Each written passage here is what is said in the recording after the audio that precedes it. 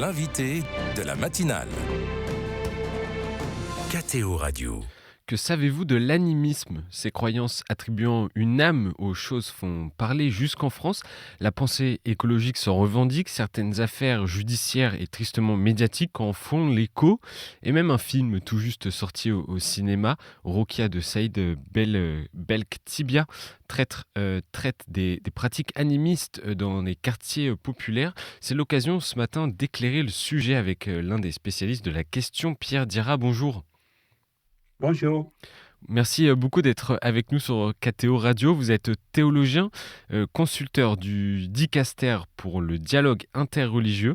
Vous êtes également l'auteur du livre Gratuité fraternelle au cœur du dialogue, rencontre entre chrétiens et adeptes des religions des ancêtres aux éditions Catarla.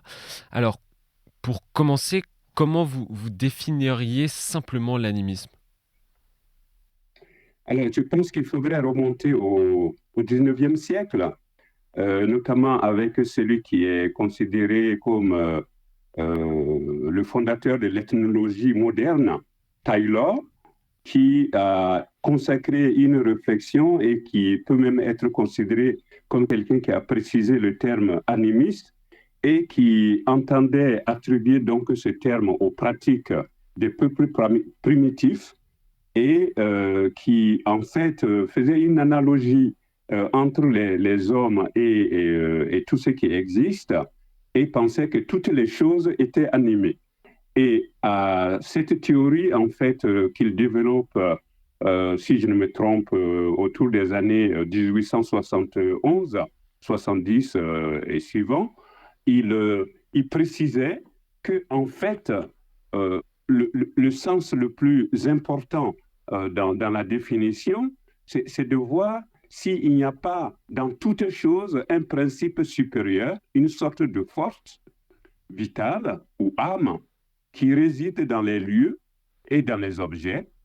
Et par conséquent, on pourrait regarder le monde, bien sûr les êtres humains, les animaux, les arbres, en essayant de voir s'il n'y a pas dans ces phénomènes naturels, s'il n'y a pas quelque chose de vital qui existe et qui renverrait au soleil, la lune, le feu, la pluie, les animaux, les arbres, notamment les grands arbres et puis les grands animaux, qui auraient une âme presque à l'image des êtres humains quand nous regardons un peu comment nous sommes, si au moins on considère que l'être humain est composé par exemple d'un corps et d'une âme, ou encore d'un corps, d'une âme et peut-être l'esprit, et qui renverrait, alors je vais être très précis, qui renverrait peut-être au siège des sentiments, la psyché en grec, le cœur, ou encore ce qui survit après donc notre mort en tant qu'être humain, ce qui survit au corps et qui prolonge notre personnalité, qui fait qu'il y a une relation qui existe avec tous ces différents éléments qui peuvent d'ailleurs être très nombreux.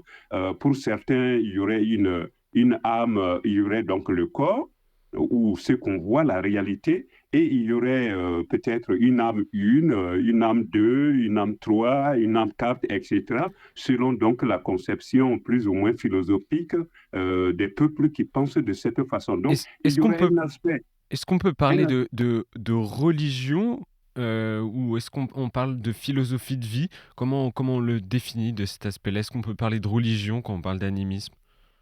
Alors, je pense qu'on peut parler de religion et puis aussi de philosophie, dans la mesure où c'est la manière de l'être humain d'être dans le monde et de se situer par rapport à tout ce qui existe, qu'il voit, qu'il peut observer, mais peut-être aussi tout ce qu'il peut imaginer être dans le monde. Donc, par exemple, en Afrique, on aime bien dire que le monde est plein d'esprits. Il y a l'esprit des ancêtres, certes, mais il y a aussi, on peut imaginer, l'esprit d'un grand arbre, l'esprit d'un animal, d'un bois, l'esprit des oiseaux, comme si toutes ces réalités que nous pensons naturelles avaient une sorte de sensibilité, une sorte de vie et même une certaine intention et donc une capacité de communiquer avec les êtres humains. Donc, il y aurait un aspect philosophique et il y aurait, il me semble, un aspect religieux dans la mesure où on imagine un monde où il y a des esprits, où il y a de l'intention, et cette relation, bien sûr, s'étend aux êtres invisibles, y compris Dieu, le Créateur. Ces dernières années, il y a eu d'intenses débats anthropologiques sur la définition et le terme même d'animisme. L'animisme, à certains égards, peut être un terme parfois péjoratif. Expliquez-nous pourquoi. Alors, ça peut être un terme péjoratif en ce sens que on se situerait, ou au moins on laisse penser que justement ceux qui ne sont pas dans la logique moderne, on va dire, de conception de la réalité, donc en précisant bien nous les êtres humains ou éventuellement nous les évolués qui pensons de telle et de telle manière, nous ne fonctionnons pas, nous n'avons pas une relation à la réalité de la même manière que ceux qui pensent que l'arbre ou bien le caillou ou bien le lion ou le bois aurait une sorte de capacité intellectuelle. Donc, c'est une conception qui est dépassée dans la réflexion, en tout cas, même s'il y a certaines personnes qui peuvent encore se réclamer de cette discussion du 19e siècle, mais qui n'est plus à l'ordre du jour. Au contraire, il faut être, j'ai presque envie de dire, écolo et se situer par rapport à tout cet environnement vivant et qui fait que finalement, nous devons avoir une bonne relation avec notre environnement, les animaux, les oiseaux, les plantes, tout ce qui a une vie. Et où est-ce que ces pratiques, ces croyances animistes demeurent majoritaires encore aujourd'hui? Vous avez parlé notamment de l'Afrique. Oui, j'ai parlé de l'Afrique, mais je pense qu'on peut aussi parler de l'Asie et peut-être même du monde entier dans la mesure où nous avons des relations, en tout cas au niveau sensibilité.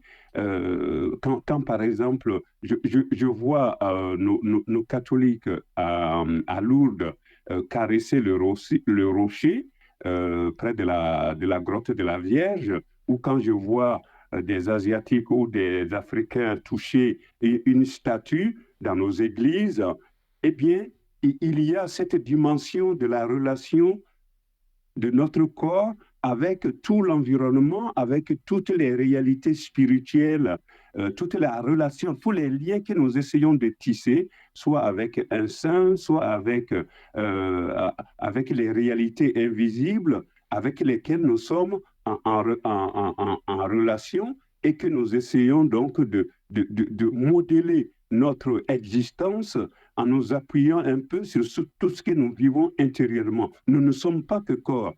Et les réalités que nous pouvons toucher, et ça c'est très fort chez les catholiques, toutes les représentations que nous pouvons faire des saints, de notre environnement et qui permet justement de nous élever vers des réalités spirituelles. C'est ça en fait qui est mis dans le terme animisme, mais qui peut aussi être réfléchi et avoir une consistance théologique. Et Pierre Dirac, quelle est la position de l'Église sur le sujet de l'animisme? J'ai pensé à ce que le pape Benoît XVI a dit, notamment quand il est allé au Bénin pour l'exhortation apostolique Afrique Monus, et il mettait l'accent sur le dialogue interreligieux, et il a rappelé quelque chose qui me semble très important et qui a été dit dans le Concile Vatican II, où il disait que l'Église exhorte ses fils pour qu'à travers le dialogue et la collaboration avec les adeptes des autres religions, menés avec prudence et amour, et en témoin de foi et de la vie chrétienne, ils reconnaissent, préservent et promeuvent les choses bonnes, spirituelles et morales, ainsi que les valeurs socio-culturelles découvertes chez les personnes. Et en fait, depuis le Concile Vatican II, l'Église catholique est dans la logique du dialogue avec toutes les formes de religion et ce n'est pas seulement ne pas dire des choses horribles sur les autres croyants, c'est aussi promouvoir, et ça c'est très important pour le Concile Vatican II, c'est promouvoir tout ce qu'on a découvert chez les autres et que nous pensons être bien. Donc les choses bonnes, spirituelles, morales, qui se trouvent chez les autres, en tant que valeur socioculturelle et en tant que quelque chose nous permettant de progresser dans notre recherche religieuse, notre recherche spirituelle. Donc on peut être à la fois animiste et à la fois catholique. Oui, alors, ça, c'est la question, on va dire théologique et pastorale, à laquelle les pasteurs, notamment en Afrique et en Asie, sont confrontés. Comment est-ce que nous pouvons vivre justement tout ce que nous avons comme fond? D'ailleurs, le pape aussi, dans le document que je viens de citer, Afrique Munus, rappelle que beaucoup de chrétiens vivent de cette spiritualité ou de cette philosophie et quand ils se convertissent au Christ, évidemment, il faut leur donner les éléments nécessaires pour continuer à réfléchir, à se convertir, mais en même temps, on ne doit pas être dans une logique de sanction.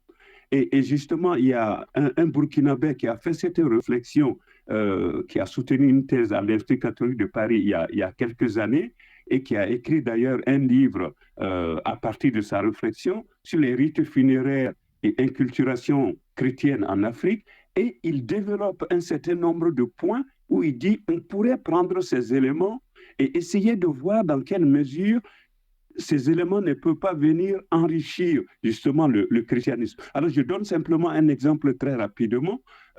Il dit qu'il il y a ce qu'il appelle donc le rite du Passogo chez les Mossi, où on assène un coup de manche de pioche sur la tombe à la fin de l'enterrement et pour sceller définitivement entre le défunt et les vivants une sorte de paix. Et donc, c'est une invitation qui se fait donc quand l'enterrement est terminé et il dit c'est une invitation pour les vivants de rester avec ce défunt dans une logique de communion et dans une logique de paix et non plus dans une logique conflictuelle. Évidemment, ça peut créer la mort peut créer des tensions dans la famille, mais il y a une sorte d'invitation à rester dans une logique de paix. Et donc, il dit des rites comme celui-là et d'autres pourraient être réfléchis et voir comment enrichir le christianisme et comment enrichir justement la formation des chrétiens pour que petit à petit, ils ne rentrent pas dans une logique de tension, de conflit, de sanctions et autres, mais dans une logique de communion et d'enrichissement du christianisme. Donc Pierre Diarra, une petite dernière question pour finir, mais est-ce qu'on retrouve dans notre société, même en France aujourd'hui, des pratiques animistes courantes dont on ne se rend même pas compte au final? Alors, je pense qu'il peut y avoir une relation aux choses, aux êtres, aux objets, qui peut être une relation qui n'est peut-être pas totalement réfléchie ou une relation qui devient envahissante et qui peut prendre peut-être la place pour nous chrétiens, nous catholiques, qui peut prendre la place du Créateur ou la place de Jésus ou peut-être même la place de l'Esprit Saint ou de Dieu le Père, dans la mesure où la relation elle n'est pas suffisamment mûrie et où on ne place pas les choses ou les êtres humains, y compris les saints, à leur place.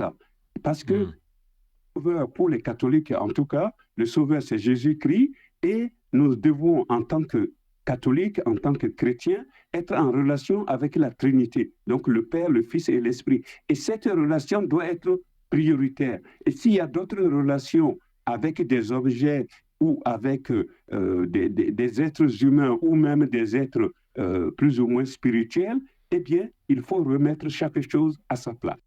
Merci beaucoup Pierre Diarra d'avoir été avec nous pour nous définir dans les plus grandes largeurs et longueurs l'animisme. Je rappelle que vous êtes théologien et consulteur du Dicaster pour le dialogue interreligieux. Merci beaucoup et bonne journée à vous. Merci beaucoup.